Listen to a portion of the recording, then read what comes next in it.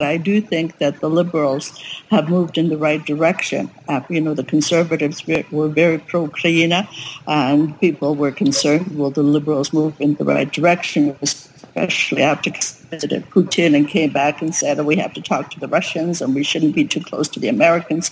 And that is a very, very serious turn in foreign policy for Canada if the Liberal government had picked that up. But what has happened is that they gave, at least to Freeland, the Minister of International Trade, made an announcement of $25 million to support the free trade agreement, which was a generous gesture. And right off the mark, I think it was in December that she made that announcement. And now Mr. Dion did the right thing in slapping down his counterpart Lavrov and saying this is unacceptable. My writing suggests that Mr.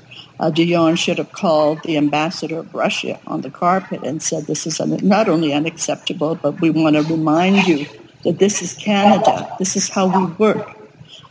Name-calling is unacceptable, but criticizing lies and unacceptable human rights abuses is what we do. This is what we are. I don't think that has happened yet. I don't know if it will. But I think it's up to us, not just the diaspora, and I want to come back to that point. It's up to Canadians to be very focused on what is happening in Ukraine because it is a marker of our values. Are we just talking values, or do we mean values and we're doing something about it? So I would say up to now the Liberals' performance has been good. I am troubled by the word diaspora. When we say Ukrainian diaspora is this or Ukrainian diaspora is that, I don't think we should have in Canada a we and they, a them and us. We should have Canadian, democratically minded Canadians that support certain values. And that is sovereignty, it is the rule of law, it is no tolerance for corruption. And this is not a Ukrainian diaspora value system. This is a Canadian value system.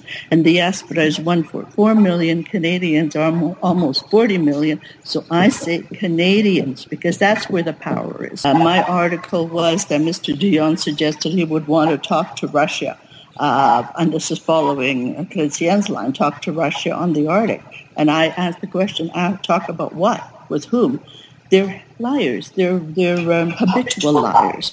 They lied in Syria. And this is not just about Ukraine. This is lying on public media to the world in Syria. They said we would be partners in putting down the Assad regime. And what did they do? The first forays, they bombed the anti-Assad people, and now Assad is winning. So how can you trust Russia? Russia has laid claims to the Arctic. What are you going to talk to them about? The Minsk agreements led by Germany and by France came in, and then Russia, the Ukrainians withdrew. Russia bombed. Baltsevo is a good example. The devastation of the Donetsk airport is another example. So what is my take? Canada is going to talk to Russia. Talk to your friends about the Arctic. Your friends, Canada, is the United States. That is your friend. That is your ally. That's the big giant that you're living next to that behaves decently to you. And we, as Ukrainian Canadians, know that Ukrainians live near a giant, they've got a war. Canadians live near a giant, and we travel back and forth and do in good relations. If Russia had a little bit of good sense, if it really wanted peace and security, it would look to the United States to see how it deals with its neighbors like Canada. It doesn't. It wants war. It wants aggression. It wants name-calling. How can you talk to people like that? But it's up to us. It's up to the Canadians, not just the Ukrainian Canadians, but up to Canadian media to point that out.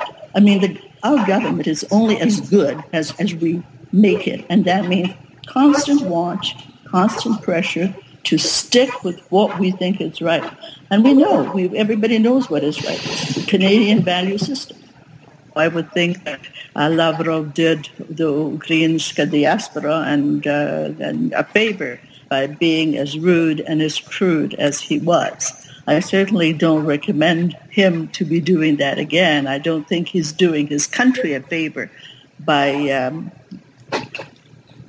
using that kind of terminology, being the chief foreign affairs officer of the country.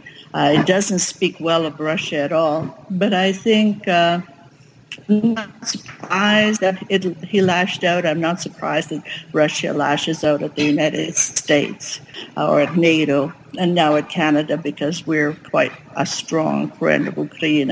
And the diaspora, because we have been doing as much as we have